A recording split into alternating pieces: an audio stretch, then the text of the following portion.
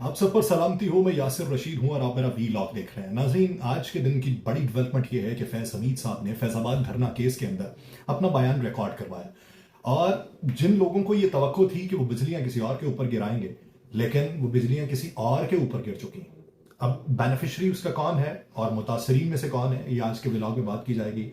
फैजाबाद धरना केस उनके नाम के हवाले से भी मुवासलत रखता है। तो पहले उन्होंने 2 नोटिस पे जवाब जमा नहीं करवाया था, फिर तीसरे नोटिस पे उन्होंने ये कहा कि मुझे सिक्योरिटी खदशात हैं, और आज उनका बयान रिकॉर्ड करवाया जा चुका है फैजाबाद धरना कमीशन केस में।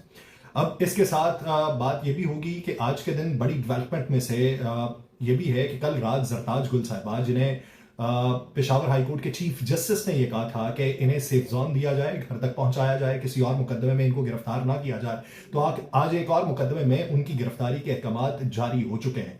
इसके साथ साथ अडयाला जेल के अंदर से बानी पीटीआई इमरान खान ने एक पैगाम भिजवाया है, और वो पैगाम सलमान अकरम राजा के तवस्सुत से भिजवाया गया। एक तो बैन अवी जरीदे के लिए उनका इंटरव्यू है, लेकिन इसके साथ साथ उन्होंने एक बयान रिकॉर्ड करवाया। वो बयान सलमान अकरम राजा के सामने रिकॉर्ड करवाया गया और कारकुनान तक पैगाम पहुंचाया गया है। तो क्या है, अदालतों के फैसलों के हवाले से भी बातचीत होगी कि अदालतों के जो फैसले हैं उसके ऊपर इस वक्त बाज़गश्त क्या सुनाई दे रही है, कौन एक दूसरे के ऊपर बहतान तराजी कर रहा है।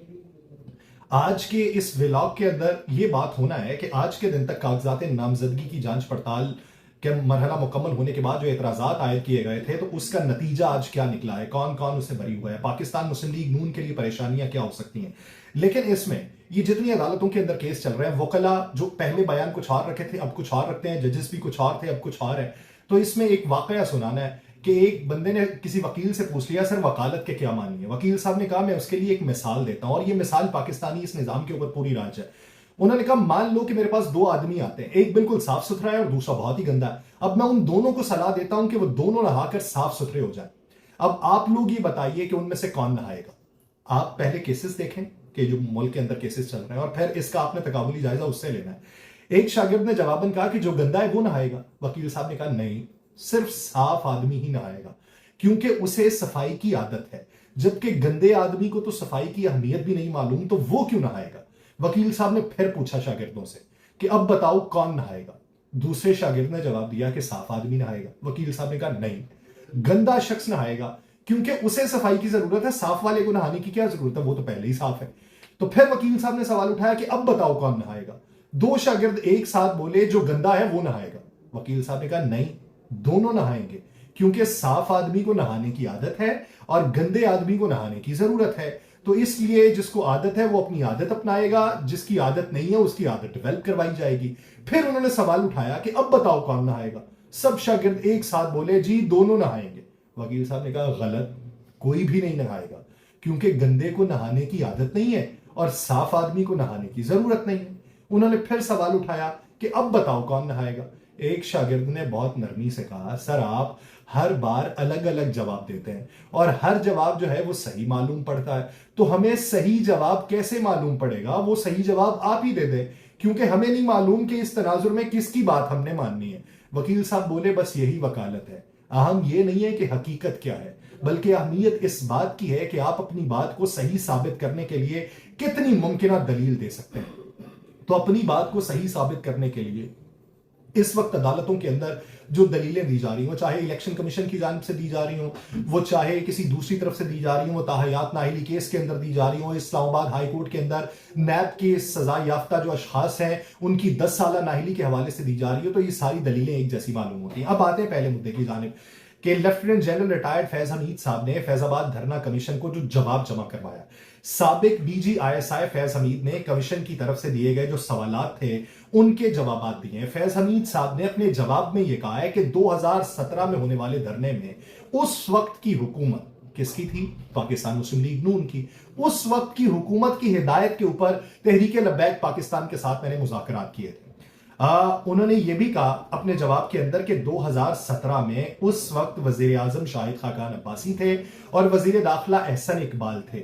उनकी सरबराही में काबीना का एक इजलास हुआ था, जिसमें उस वक्त के इंटेलिजेंस के सरबराह नवीर मुख्तार और मिलिट्री कयादत भी मौजूद थी। उन तमाम अफराद की मुश्तरका हिदायत के ऊपर तहरीक लब्बैक पाकिस्तान से जाके मुज़ाकरात किए गए थे।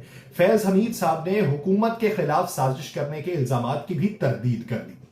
उन्होंने ये भी कहा कि फैजाबाद धरना कमीशन जो था वो जो इसकी सरबराही कर रहे हैं डॉक्टर अख्तर अली शाह, उनके गोश गुजार मैं करूं कि वो सारा कुछ जो किया गया था वो हुकूमती ईमा के ऊपर किया गया था। इस कमीशन में साबिक आईजी ताहिर आलम भी है और खुशहाल खान भी मौजूद हैं। अब इस उनके बयान के बाद ये पाकिस्तान मुस्लिम लीग नून के ऊपर बिजलियां गिरी हैं। वो इसलिए कि उन्होंने तमाम तर मुद्दा जो है वो उस वक्त की हुकूमत के ऊपर डाल दिया। अब हुकूमत के अंदर शाहिद खान अब्बासी थे जो पाकिस्तान मुस्लिम लीग नून से तकरीबन अपनी राहें जुदा कर चुके हैं।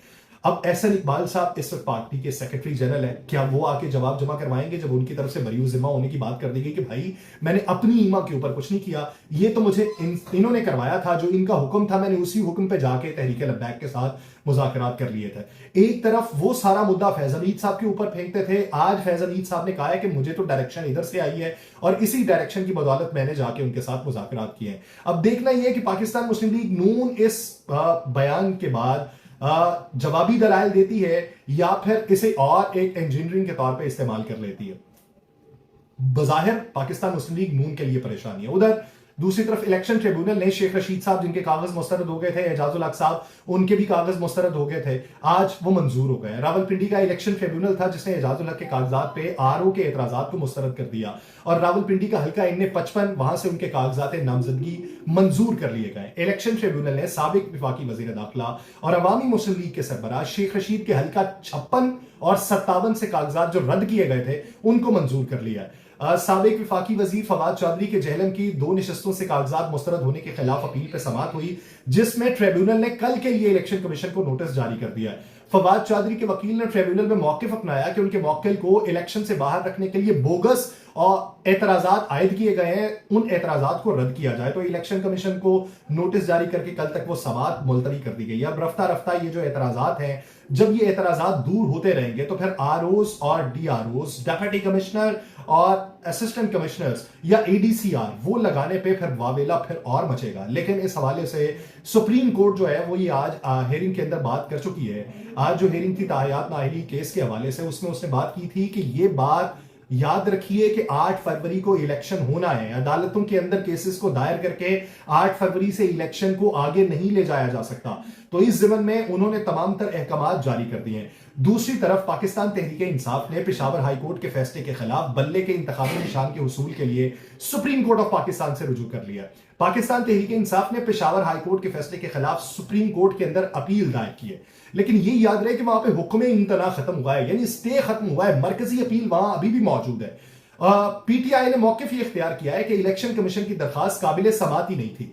इलेक्शन कमीशन इस मामले में फरीक नहीं बन सकता। वो इसलिए नहीं बन सकता कि दरखास्त गुजार कोई और था, यानी वो अकबर एस बाबर था जिसका पाकिस्तान तहरीक इंसाफ से ताल्लुक नहीं। अब उसके मामले के ऊपर हम वहां पे गए तो इलेक्शन कमीशन फरीक बन के कैसे आ गया। दरखास्त में यह भी कहा गया कि दीगर सियासी जमातों के बरक्स पीटीआई के खिलाफ इम्तियाजी सुलूक किया जा रहा है। इलेक्शन कमीशन ने बल्ले का इंतखाबी निशान वापस लेते वक्त शवाहिद को मद्देनजर नहीं रखा, जबकि पेशावर हाईकोर्ट के जज ने कानून की गलत तशरीह की जिसके बायस नाइंसाफी हुई। पीटीआई की दरखास्त में यह भी मौकिफ अपनाया गया कि 26 दिसंबर 2023 को आरजी रिलीफ दिया गया था। आरजी रिलीफ से पहले फरीकैन को नोटिस दिया जाना जरूरी नहीं है। नाकाबिले तलाफी नुकसान के खदशात के तहत अबूरी रिलीफ दिया जाता है और पेशावर हाईकोर्ट को बताया कि बल्ले का निशान ना मिलने से नाकाबिले तलाफी नुकसान होगा और पाकिस्तान तहरीक इंसाफ की जानिब से अपनी दरखास्त के अंदर पेशावर हाईकोर्ट का फैसला कलअदम करार देकर बल्ले का इंतखाबी निशान अलॉट करने की इस्तदा की गई है। एक जानिब पाकिस्तान तहरीक इंसाफ की तरफ से जब सिंगल बेंच ने फैसला सुनाया था तो उसकी तारीफ भी की गई थी। अब दूसरी जानिब सिंगल बेंच ने वो हुक्म इम्तना को मुअत्तल कर दिया तो उस पे अब वो मंजरनामा और अपनाते हैं। यानी वकील जो है उसने कहीं ना कहीं रास्ता तो ढूंढना है और वही रास्ता इख्तियार करके इस पूरे मंजरनामे को, जो निज़ाम इंसाफ का मंजरनामा है, निज़ाम सियासत का मंजरनामा है, निज़ाम मुआश का मंजरनामा है, हमें दिगरगुं कैफियत के अंदर फंसा के रख दिया गया है। यूं लगता है कि जैसे हर फैसला जो है वो अदालत से ही आएगा, ये बैठ के कोई फैसला नहीं करेंगे। अब बात करते हैं ज़रताज गुल साहिबा के हवाले से। कल पेशावर हाई कोर्ट के चीफ जस्टिस ने यह कहा कि किसी को भी इंसाफ चाहिए होगा तो मैं रात के 2 बजे भी 12 बजे भी यहां पर हाजिर हूंगा। तो उन्होंने ज़रताज गुल को किसी और मुकदमे में गिरफ्तार करने से मना कर दिया था। लेकिन दूसरी तरफ इंसदाद दहशतगर्दी अदालत फैसलाबाद ने आईएसआई दफ्तर हमला केस में बानी पीटीआई इमरान खान, ज़रताज गुल, फवाद चौधरी, शहबाज गिल समेत दीगर रहनुमाओं के वारंट गिरफ्तारी जारी कर दिए हैं कि उन्हें गिरफ्तार करके अदालत के अंदर पेश किया जाए। अब यहां पर यह देखना है कि जब एक अदालत ने वारंट गिरफ्तारी जारी किए हैं, तो पेशावर हाई कोर्ट किस तरीके से फिर रोक सकता है? क्योंकि गिरफ्तारी एक अदालत की तरफ से अगर है तो उसको उसके ऊपर अमल दरामद तो होना है, लेकिन आने वाले दिनों में क्या उसके ऊपर अमल दरामद हो सकेगा या नहीं हो सकेगा? दूसरी तरफ पाकिस्तान मुस्लिम लीग नून के लिए सेटबैक क्या है? बलूचिस्तान से साबिक एमएनए याकूब बजिंजो ने पाकिस्तान मुस्लिम लीग नून का टिकट लेने से इनकार कर दिया। कल के दिन पाकिस्तान मुस्लिम लीग नून ने उम्मीदवारों की लिस्ट जारी की थी जो बलूचिस्तान से उम्मीदवार मुमकिन हो सकते थे।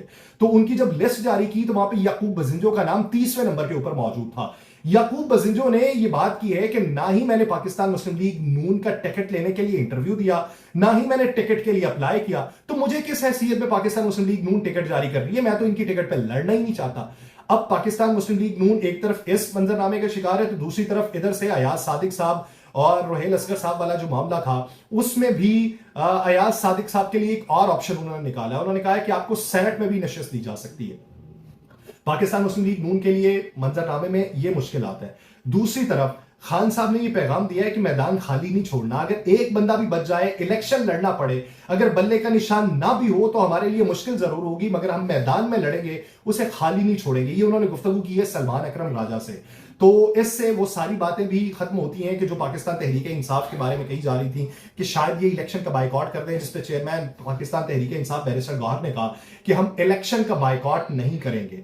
तो अब आगे देखिए कि आगे वाले मंजरनामे में अदालतों से क्या मामलाजात होते हैं। एक मरकजी अपील पाकिस्तान तहरीक इंसाफ की पेशावर हाई कोर्ट में, फिर उधर सुप्रीम कोर्ट से भी रुजू कर लिया। एक नैब वाला मामला है कि नैब ने दरखास्त दायर की थी इस्लामाबाद हाई कोर्ट में कि नैब के सजा याफ्ता अशखास जो है वो 10 साल के लिए नायल हों, तो वहां पे फैसला मंजूर हो गया। अब मरकजी अपील एक और भी लगी हुई है, चाहे वो मीर बादशाह कैसरानी केस की लगी हुई है, लेकिन मुमासलत तो उसी से है।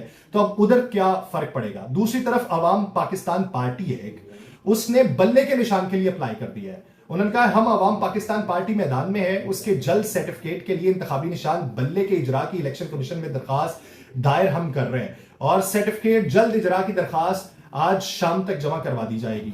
तो शाम हो गई, लेकिन दरखास्त के हवाले से कोई मंजरनामा वजह नहीं हुआ। पार्टी के सीनियर वाइस चेयरमैन है सैयद इमदाद हुसैन नकवी, और additional secretary general Ahmad Zaman Khan है, वो दरखास्त दायर करने वाले हैं। हम अवाम पाकिस्तान पार्टी के रहनुमा इलेक्शन कमीशन सेक्रेटरिएट के बाहर मीडिया से गुफ्तगू भी करने का इरादा रखते हैं। उन्होंने कहा पीटीआई से बल्ले का निशान वापस लेने पे हमने दरखास्त दायर की थी और वो निशान वापस हो चुका है, तो वो निशान अब हमें दिया जाना चाहिए। ये सारा घन चक्कर है।